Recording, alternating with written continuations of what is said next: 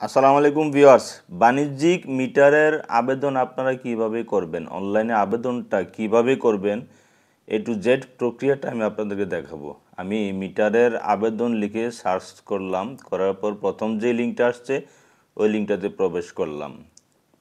আপনারা গুগলে গিয়ে মিটারের অনলাইন আবেদন লিখলে প্রথম অথবা সেকেন্ড যে অপশনটা আসবে, আসার পরে এই পেজটা সরাসরি চলে আসবে।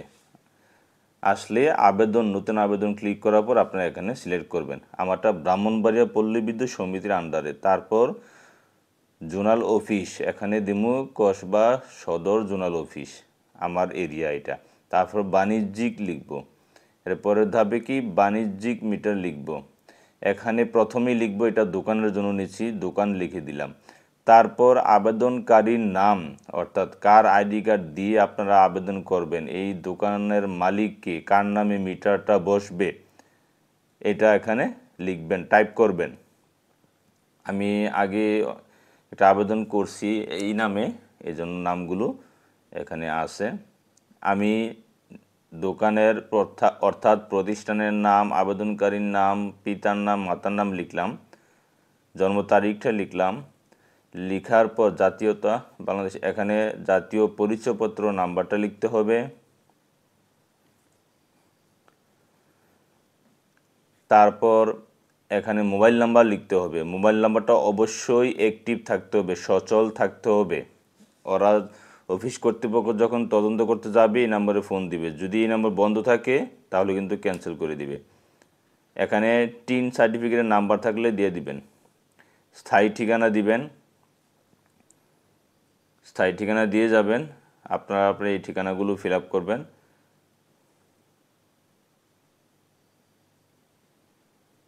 আইডি কার্ড দেখে দেখে ফিল আপ করবেন স্থায়ী ঠিকানা। আর হচ্ছে যদি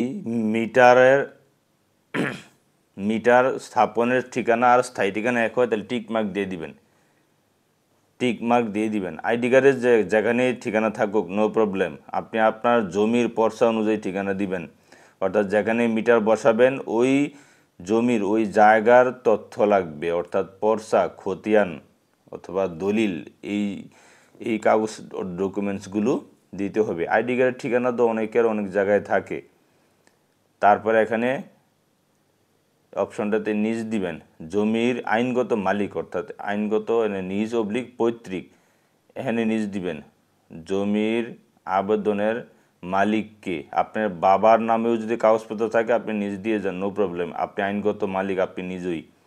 এখানে দিবেন হচ্ছে কতটুকু দূরত্ব, পুরাতন খুঁটি থেকে কতটুকু দূরত্ব।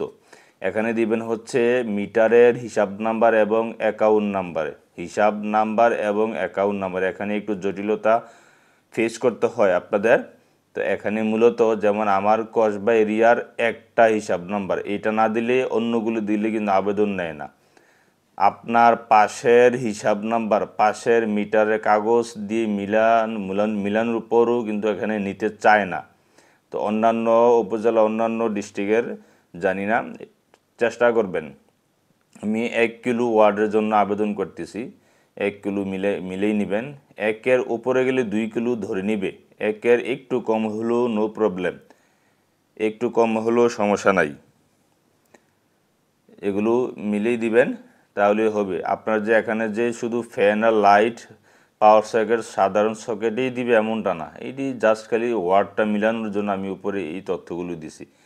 আমি আবার বলতেছি, উপরের হিসাব নাম্বারটা আপনারা বেশ অনেকগুলো পুরাতন বিদ্যুতের যে কপিটা এটির সাথে মিলাবেন, মিলিয়ে তারপরে এখানে টাইপ করবেন।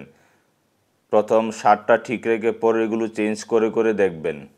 অথবা আপনারা অফিসে গেলে অন্যান্য আবেদনের কপিগুলো একটু ফলো করলেও স্যারদের জিজ্ঞাসা করলেই দিয়ে দিবে। ওনাদের কাউকে জিজ্ঞাসা করলে কিন্তু দিয়ে দিবে যে স্যার আপনাদের এই আবেদনগুলো কোত্থেকে আসে, কোথায় কারা করে, এগুলো জমা দিয়ে যায় কারা, একটু তদারকি করলেই পেয়ে যাবেন। আপনারা নিজেরা চেষ্টা করার পর যদি না পান, তারপরে এই তথ্যগুলো কিন্তু আমি অলরেডি ফিল আপ করে ফেলছি, একটু চেক দিবেন। সবগুলো চেক দিয়ে ঠিকঠাক আছে কি না এগুলো দেখবেন। বাণিজ্যিক এবং কোন অফিসের আওতাধীন এগুলো করবেন, হিসাব নাম্বারগুলো মিলিয়ে নেবেন, তারপরে এখানে সাবমিট দিবেন। এখানে এই উপরের এই নাম্বারগুলো ক্যাপচারটা এখানে টাইপ করে সাবমিট দিয়ে দিবেন। সাবমিট দেওয়ার পর এখানে হাউস ওয়ারিং করতে হবে। হাউস ওয়ারিং করার আগে আপনারা 138 টাকা ফি জমা দিতে হবে। হাউস ওয়ারিং করার পূর্বে 138 টাকা ফি জমা দিতে হবে। এই আমি এটা সেভ করে রাখলাম। সাবমিট যখন দিবেন সাথে সাথে এরকম একটা মেসেজ আসবে, মেসেজটা সেভ করে নেবেন, স্ক্রিনশট দিয়ে নেবেন অথবা সেভ করে নেবেন। ওই মেসেজটাতে tracking number, pin number, reference number প্রয়োজন হয়। আমি যখন 138 টাকা রকেট দিয়ে পেমেন্ট করব, এটা কিভাবে করব আমার আরও বেশ দু একটা ভিডিও দেওয়া আছে, এগুলো ফলো করেন। ওই ভিডিওগুলো একটু লম্বা এবং A to Z দেওয়া আছে। 138 টাকা ফি দেওয়ার পর আমি এখানে হাউস ওয়ারিংয়ের জন্য হাউস ওয়ারিং অপশনে প্রবেশ করলাম। প্রবেশ করে হাউস ওয়ারিংটা করে নিচ্ছে। হাউস ওয়ারিং করতে চাইলে আমার কথাগুলো মন দিয়ে শুনেন। হাউস ওয়ারিং করতে চাইলে অবশ্যই একজন ইলেকট্রিশিয়ানের মেমো লাগবে, সিগনেচার, মোবাইল নাম্বার সংযুক্ত একটা মেমো প্রয়োজন হবে। ওই মেমো নাম্বারটা উপরে দিলাম। ঠিকানা দেওয়ার পরে আমি ইলেকট্রিশিয়ানের নাম এবং মোবাইল নাম্বারটা টাইপ করলাম। তারপর এখানে 50 ফিট 100 ফিট নো প্রবলেম দিয়ে যান। এটাতে 50-100 ফিট দিয়ে যান, নো প্রবলেম। এই মেমোটা কিন্তু আপনারা সাধারণ পাবলিক পাবেন না। সাধারণ পাবলিক আপনারা এই মেমোটা সংগ্রহ করতে পারবেন না। এই মেমোটা অবশ্যই যে কোনো একজন ইলেকট্রিশিয়ানের শরণাপন্ন হতে হবে। তো ওনারা তো ফ্রিতে দিবে না, কিছু টাকা পয়সা নিবে। এই মেমোটা, এটা হচ্ছে একটা ইলেকট্রিশিয়ানের মেমো, ইলেকট্রিক দোকানের একটা মেমো। এটা লাইসেন্সপ্রাপ্ত ইলেকট্রিশিয়ানরাই দিতে পারে। তো অফিসে প্রাথমিক আবেদনটা জমা দেওয়ার পর যদি অফিসে নিয়ে যান, ওনারা অবশ্যই হেল্প করবে, বলে দিবে যে ঠিক আছে আপনি এই আবেদনটা এইটুকু রেখে আমাদের কাছে জমা দিয়ে যান। তারপর ওনারা হাউস ওয়ারিং করার জন্য তদন্ত করতে গেলে, এর পূর্বে সব ঠিকঠাক থাকলে তখন ইলেকট্রিশিয়ানের কাছে এটা হস্তান্তর করবে।